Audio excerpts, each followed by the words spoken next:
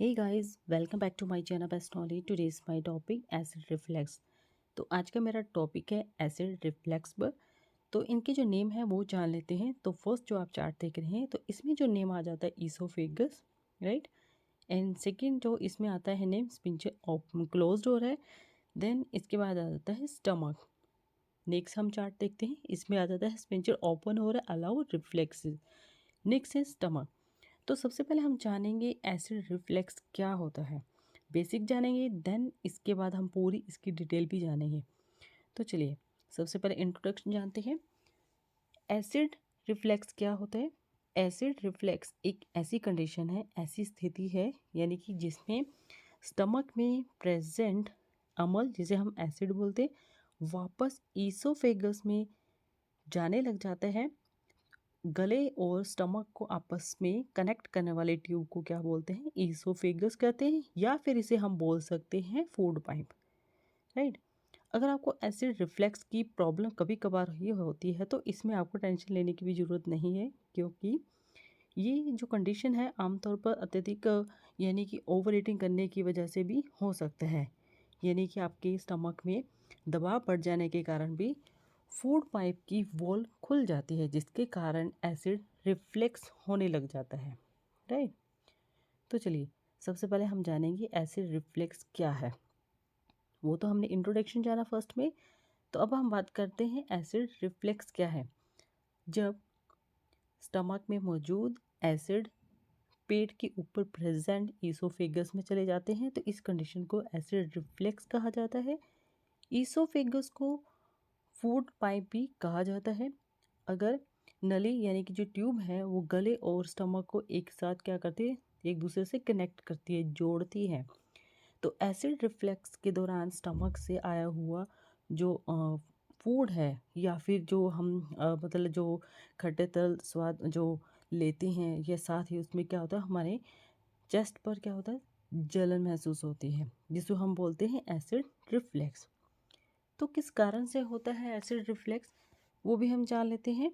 कि कुछ कारण की वजह से होते हैं, जैसे कि आपने कुछ ऐसी चीज़ ली, खट्टी चीज़ खाई, या फिर आपने ओवर ईटिंग ली, उसके कारण पे क्या होता है कि एसिड बढ़ने लगता है, यानी कि सीने में जलन होती है। और क्या होता है, जलन महसूस होते है जो खासकर खाना खाने के बाद ही शुरू होती है। उससे पहले आपको मतलब इजीली मतलब कुछ अच्छा फील होता है, और जब आप ओवर ईट कर लेते हैं या फिर खाना खाते हैं तब भी ये आपको क्या होता है, एसिड होने लगता है। या फिर आपको क्या होगा, इसमें बार बार लंग्स इन्फेक्शन होने की वजह से भी हो सकता है, या लंबे समय से साइनस होना, या फिर आपको सुबह यानी कि मॉर्निंग में उठने के बाद गला घुटना और जैसे महसूस होना। तो ये कुछ कारण हो सकते हैं।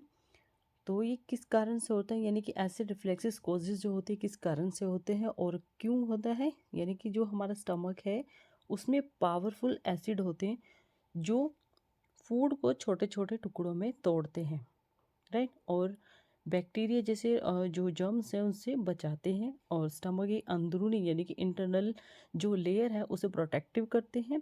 और पर्टिकुलर रूप से जो स्टमक है उसके एसिड की अनुकूल होती है, लेकिन जो फूड पाइप है उसकी जो लेयर होती है उसके अनुकूल नहीं होती।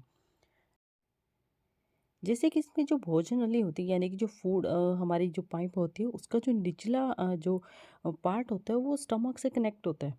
उसमें मसल्स से बनी एक वॉल्व लगी होती है, और इस वॉल्व का काम खाद्य पदार्थों को भोजन नली से स्टमक तक पहुंचाना होता है, और स्टमक में मौजूद अम्ल और भोजन को वापस भोजन नली में जाने से रोकना होता है। जब ये वॉल्व काम करना बंद कर देते हैं तो स्टमक में मौजूद अम्ल और भोजन वापस भोजन नली में जाने लग जाता है। तो एसिड रिफ्लक्स का मेन जो कारण है वो किससे है, स्टमक से रिलेटेड एक प्रॉब्लम होती है जिसे हाइटल हार्निया भी कहा जाता है। तो इसमें जो प्रॉब्लम रहती है क्या क्या होती है इसमें, इसमें यानी कि ओवर ईटिंग करने के कारण भी आपको ये एसिड हो सकता है।